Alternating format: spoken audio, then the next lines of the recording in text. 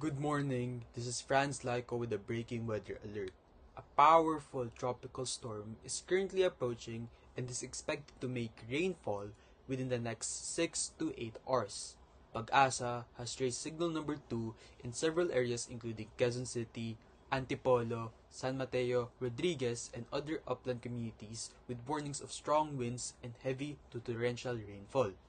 Residents in these areas are strongly advised to remain vigilant as these locations are highly prone to landslides.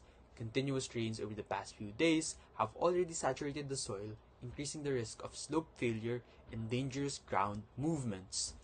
Authorities urge the public to avoid rivers, steep slopes, and newly cleared roads and to closely monitor official announcements. We will keep you updated as the storm progresses. Stay safe and stay indoors.